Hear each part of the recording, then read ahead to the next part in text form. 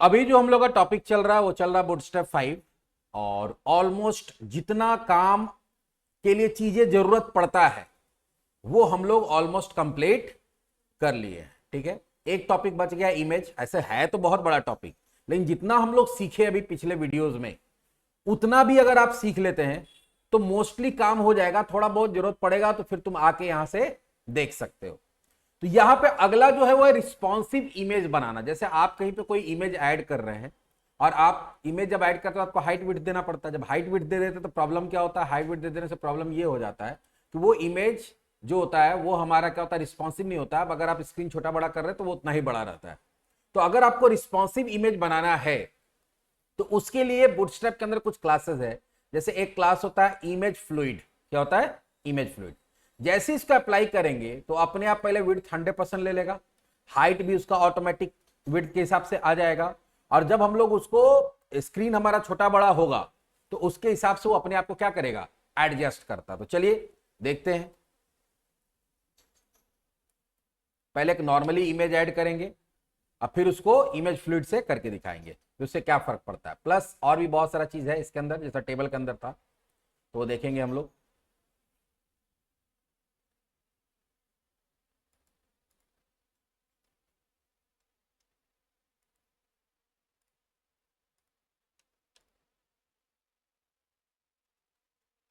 चलिए इमेज देखते हैं हम लोग। नया फाइल ऐड करते हैं बूटस्ट्रैप में, इमेज डेमो 1.html।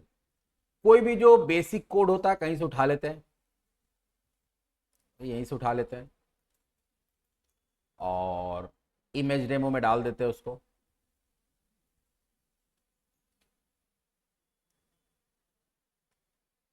कहाँ बन गया भाई?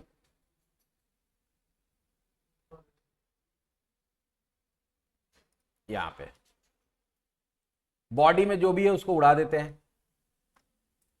ठीक है, यहाँ पे एक H1 ले लेते हैं और यहाँ दे देते हैं इमेज डेमो।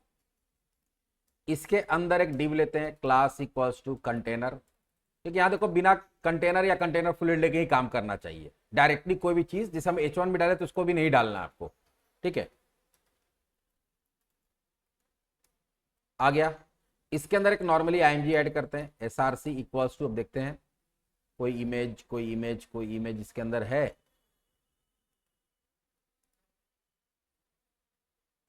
इमेज 1.png है, इसी को लगाते हैं। एसआरसी इक्वल्स टू, फोल्डर का नेम क्या है, इमेजेस,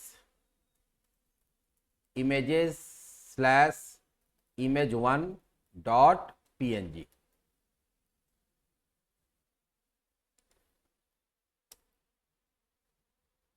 और ऑल्ट देते हैं ऐसी इमेज। पहले इसको डायरेक्टली रन करा के देखते हैं।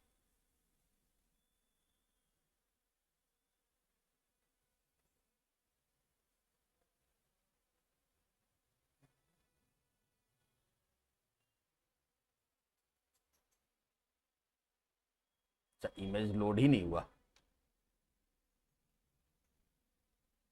क्यों नहीं हुआ भाई? बूटस्ट्रैप के अंदर ही तो ये है।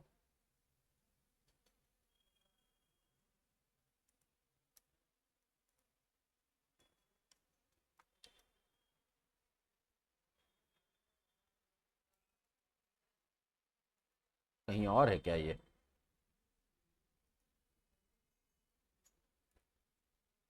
कॉपी करके डायरेक्ट बूटस्ट्रैप में ही डाल देते हैं इसको।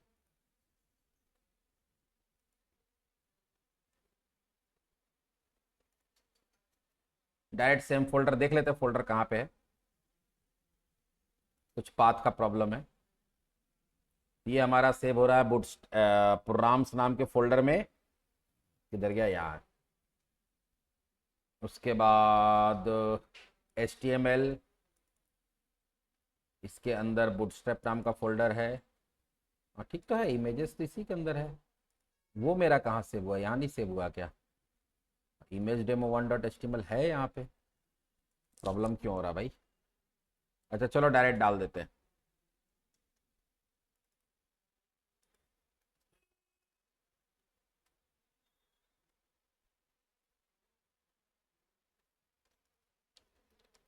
इमेज वन डॉट, ओहो देखो यहां पर हम लोग गलती की है, इसीलिए नहीं हो रहा था। एसआरसी की जगह एससीआर लिखे हुए, इसीलिए तो काम नहीं हो रहा था। वहां से भी हो जाएगा, आप देखो आया इमेजेस स्लैश, हम बोले वही सब कुछ सही है, यहां पे हम लोग स्पेलिंग मिस्टेक कर दिए थे।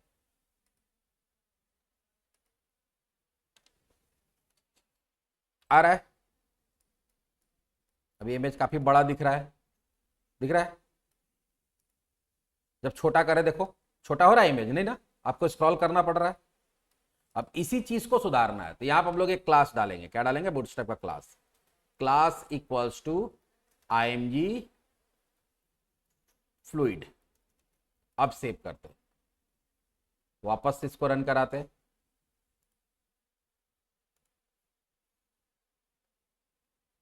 अब देखो, पहले तो देखो एग्जैक्ट पेज के हिसाब से लिया है, कंटेनर है इसलिए दोनों तरफ से जगह छोड़े हुए हैं, दिख रहा है। और जब इसको छोटा कर रहे हैं,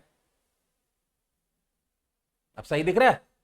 तो अगर आपका स्क्रीन छोटा रहेगा तो पिक्चर अपने आप क्या हो गया? रिस्पॉन्सिव इमेज हो गया।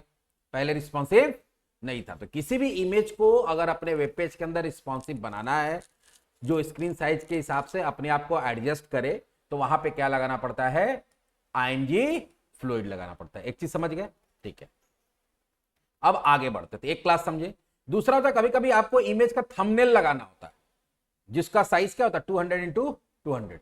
तो आप इसी साइज का कुछ कहीं पे कोई छोटा थंबनेल किसी चीज का लगाना है, छोटा छोटा पिक्चर लगाना है, तो आप हम लोग इसका क्या यूज कर सकते हैं? img thumbnail.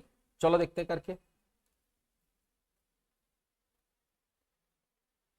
तब हम लोग अलग से डिव ले लेते हैं। क्लास इक्वल्स टू कंटेनर, और यहां पे लगते हैं img src equals to images slash मान लो image2.png ले लिए, और यहां class equals to img fluid के जगह पे क्या ले लिए? img thumbnail. ऑल्ट दे भी सकते, नहीं भी दे सकते, दे देते हैं। यहां लिख देते थंबनेल।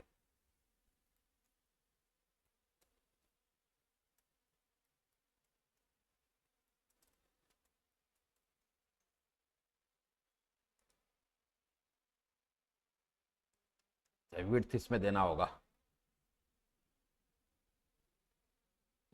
आ तो जाना चाहिए था अपने आप। 200 इंटू 200, ये ऐसा क्यों नहीं आया? कुछ स्पेलिंग मिस्टेक हुआ क्या?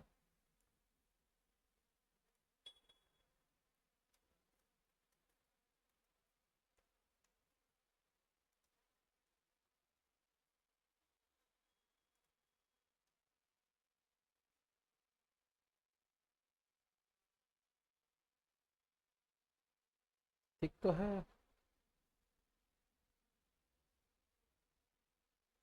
गिव इमेज टू राउंडर, अच्छा ये बॉर्डर दे देता है उसमें। देखो थंबनेल में क्या हो रहा है, साइज तुमको देना पड़ेगा, लेकिन ध्यान से देखोगे अगर यहाँ पे, तो एक देखो थंबनेल में क्या हो रहा है, साइड में हल्का सा बॉर्डर आ रहा है, दिख रहा है? इसमें नहीं है, इसमें है। साइज तुम अपने हिसाब से दे सकते हो, मतलब तुमको 200 इंटू 200 करना है, तो यहाँ क्या दे देंगे? विड्थ इक्वल्स टू 200 पिक्सल और हाइट इक्वल्स टू 200 पिक्सल। तो विड्थ हाइट आपको देना पड़ेगा। बस ये थंबनेल कर देने से क्या होता है कि एक तो वो रिस्पॉन्सिव हो जाता है, और दूसरा क्या है, देखो हुआ छोटा, उसमें एक छोटा सा, अगर ध्यान से देखोगे, हम थोड़ा जूम करके दिखाएं, तो उसमें चारों तरफ से बॉर्डर आ जाता है। अगर ध्यान से देखोगे, देखो बॉर्डर दिख रहा है जूम करने से, दिख रहा है फ्रेम जैसा। तो अगर आप फ्रेम जैसा कुछ बनाना चाहते हैं, तो आप क्या दे दीजिएगा? आएंगी थंबनेल।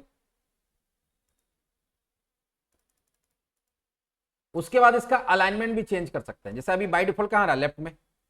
अगर आप चाहते हैं कि नहीं ये कहां आए, सेंटर में आ जाए या लास्ट में चला जाए, तो यहां पर हम लोग क्या कर सकते हैं? यहां पर हम लोग दे सकते हैं, ध्यान से देखो, क्लास में ही अभी हम लोग देते हैं फ्लोट, सॉरी फ्लोट नहीं, फ्लैक्स एंड। क्या दे देंगे? फ्लोट एंड, फ्लैक्स नहीं, फ्लोट, FLOT, फ्लोट एंड। देखो क्या दिख रहा है? एंड में दिख रहा है। अगर तुमको स्टार्ट में रखना तो क्या लिखेंगे? फ्लोट स्टार्ट, तो बाय डिफॉल्ट तो स्टार्ट में ही रहता है। सेंटर में रखना है तो आपको क्या करना पड़ेगा? MX ऑटो और डी ब्लॉक। क्या करना पड़ेगा? MX ऑटो और डी ब्लॉक। तो मान लो अगर बीच में रखना है तो यहां क्या देंगे? MX ऑटो और डी ब्लॉक। ब्लॉक मतलब क्या? कुछ लाइन में फिर कुछ नहीं आएगा।